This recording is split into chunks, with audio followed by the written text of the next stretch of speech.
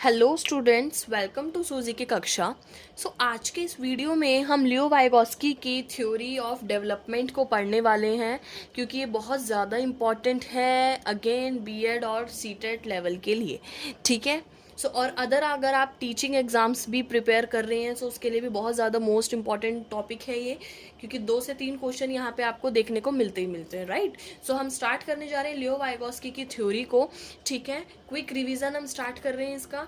सबसे पहले जो वाइगोस्की ने 3 चीज़ें बोली थी कि जो चाइल्ड का जो डेवलपमेंट है वो 3 चीज़ों पे डिपेंड करता है। फर्स्ट इज सोशल, ठीक है, यानी सोसाइटी से सीखता है। सेकंड इज कल्चर, कल्चर से सीखता है। और थर्ड वन इज लैंग्वेज, कि लैंग्वेज का बहुत ज़्यादा इम्फेसिस होता है चाइल्ड के ऊपर। ठीक है। 3 चीज़ें उन्होंने बोली चाइल्ड के बारे में कि पहला क्या है, इंटरपर्सनल होता है। दूसरा कोलैबोरेशन, यानी मिलजुल के काम करेगा तो वो सीखेगा। और थर्ड वन इज़ क्या, उसने बोला कि चाइल्ड जो है ना वो एक्टिव होना चाहिए। Child is active. ठीक है। यहाँ पे चाइल्ड एक्टिव है। अगर वो खुद एक्टिव नहीं होगा, पैसिव हो जाएगा, तो वो फिर वो सीख नहीं पाएगा और उसकी डेवलपमेंट जो है कहीं ना कहीं स्लो हो जाएगी और वो इम्पैक्ट करेगा ही करेगा। ठीक है। नेक्स्ट जो थिंग उन्होंने बोली, 3 फैक्टर्स उन्होंने लर्निंग के दिए थे, दैट इज ZAD, यानी कि जोन ऑफ एक्चुअल डेवलपमेंट। ठीक है। ZAD से हमारा आया ZPD, zone of proximal development.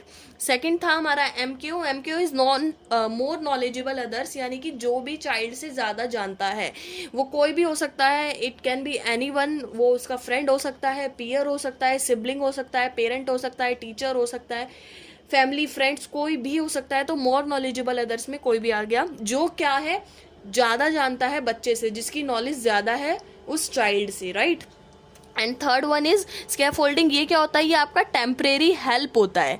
ठीक है। टेम्परेरी हेल्प जो है प्रोवाइड करी जाती है चाइल्ड को, ताकि वो जो है इजीली जहाँ पर भी मुश्किल मिल रही है उसको, या जहाँ पर भी वो प्रॉब्लम फेस कर रहा है, वहाँ पर उसको एक छोटी सी हेल्प मिल जाए और वो अच्छा ग्रो कर ले और अच्छा सीख जाए, उसकी प्रोग्रेस अच्छी हो जाए। ठीक है।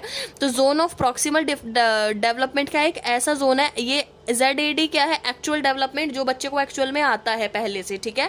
और प्रॉक्सिमल डेवलपमेंट, जहां पर वो क्या है, अटक रहा है, जहां पर वो प्रॉब्लम फेस कर रहा है। ठीक है।